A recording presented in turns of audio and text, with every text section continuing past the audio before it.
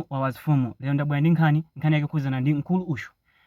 Mkulu ameneyu wamangidwa atapezeka ndi uniform ya Metro Police komanso galimoto ya polisi.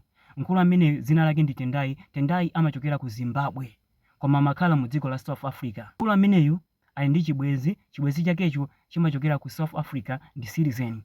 Ndiye kunapezeka zakuti adawa awa ndi mkazi uja anayambopanga business yake inali yobera anthu kudzera mu uniform ya polisi komanso galimoto ya polisi. Nde izi ndi zimene amapanga. Mkaziyu amavala uniform ngati mwana wa skulu, amakayima pamalo pa busy. Akayima pamalo paja amapanga act ngati akufuna lift kuti munthu amutenge akamusiye kumene akupita. Ndi anthu akufuna kwabwino amayimisa magalimoto awo ndi kumutenga. Nde ukamutenga adaja amakulondolaniso pa galimoto yawo ya polisi.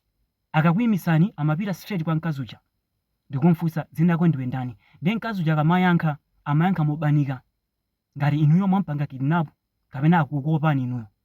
Ndi amayankha dzina langa ine Grace kumayankha mobanika. Kenako amachoka kwa mkazi uja kupita straight kwa driver. Ndi amamfunsanso driver dzina lako ndiwe ndani. Ukayankha kenako amakuza zakuti mkaziyu anasowa pano ikuthawiki. Mkaziyu kwawo kumufunafuna. Ndi mkaziyu wapezeka ali ndiwe. Panopa ndikukumanga pa mlandu wa human trafficking. Ndiye umabanika. Mkaziyu sinomudziwa izi ndizi. Ndi amakuza zoti udziwa chani bale. Palibe ina isi imene ngave. Apapa ndikuimbira backup. Ndi amapanga pretending ngati akuimbira phone kwa imbira zinzake ili yaboza phone ija. Ndi kenako amakuza udziwa chani bale. Tosi ndanyamata.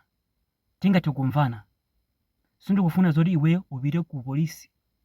Fazo satira zake ndi ndende kale imeneyo. Ndiye ku ndende ukakhala ku zaka zochuluka. Wekaso kudziwa. Ndiye mwina ungopanga pulani. Ndiye munthu mantha amapanga mapulani kumampasa yeyo ndalama.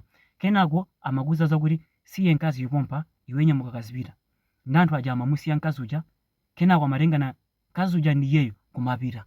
Izi zimene amapanga. Ndiye wakhala panga zimenezi kwa nthawi yayitali. Ndiye dzulo anakumanaso ndi munthu wina mwachizolowezi. Munthuyo anamtenga mkaziyo pa galimoto yake. Akuyenda iwo asanabwere galimoto yawo anayimisa galimoto ya mkulu uja.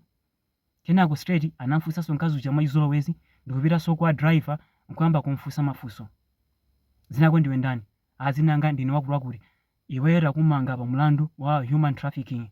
Mkazi amene uli nayeyo anasowa. Pano wiki ikutha kwawo kumufuna. Ndi mkazi wapezeka ndi iweyo. Ndi ndakumanga. Ndi adaja atamuona mkuluyu imene apangira behavior yake anamuwuza udziwa chani mbale ndionese ID yako. Ndi mkuluyu anapanga makani. Anamba kunshauta dolouja. Kenako anati ndikuimbira backup. Kumamupchiza dolouja. Ndi dolouja anamuwuza okay fine imbira backup naneso ndiimbiraso azinzanga. Adama panga pretend ngati akuimbira anthu. Yeyo jasa akuimbira azinzake. Ndiye anzake aja ankuluja anafika. Atafika anagwira awawa. Anala Metro Police. Anagwira adawa. Tsono iweyo uli ndi wa Metro Police. Ndine wa Metro Police izi ndizi anampasa mbama. Iweso wa Metro Police. Iweyo ndi wa fake police. Angwira yonchicha. Kenako amba kummenya. Tuzi wamba liro panga zimenezi. Kenako anamba kuulula mkaziyo ndi chibwezi changa takhala panga business imene kwa nthawi yatali. Izi ndizi tabera anthu ochuluka. Kenako amponya galimoto. Awatenga si wapita nawo polisi. Ndi ndabwera ndi nkhani imene ndi cholinga choti ena ake mutengepo phunziro. Akuluakulu munthu akakuyimisani zoti ndi wa polisi choyamba mfunseni tionese ID yako. Akakhala wa polisi weniweni akuonesani sapanga makani. Koma akasapanga makani kumakukalipirani mudzadziwe zoti amene ndi waboza. Komanso akamaza kufunsani mafunso akamazayang'ana pasi kapena sakuyang'anani face to face mudzadziwe zoti ameneyu ndi waboza. Ndi chimodzimodzinso munthu wopanda mapepala akakumana ndi apolisi samayang'ana apolisi. Amayang'ana kumbali kapena busy pa phone. Samayang'ana apolisi face to face. Nkana apolisi amadziwa zoti munthuyu ali nchina chake chimene sichili straight kapena alibe mapepala kapena ndi wakuba.